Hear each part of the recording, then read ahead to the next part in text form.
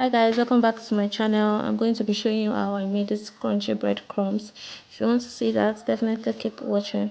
Eat, and I got this bread for like 100 naira in Nigerian currency. So I'm just going to cut the bread into portions like this, little portions like this, and the heat will just dry it up, and I keep stirring it.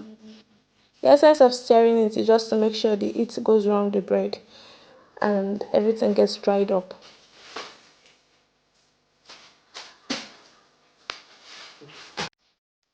So I took it off the fire and I'm going to just get a sieve.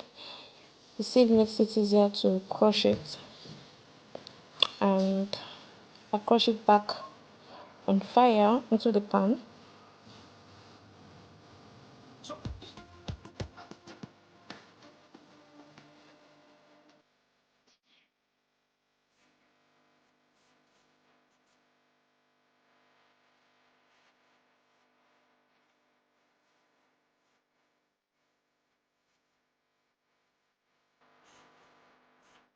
You can turn your heat on and off so you don't get your bread burnt in the process. And I'm just going to pour that into a plate and then do the same process over again till I'm done toasting all my 100 naira bread.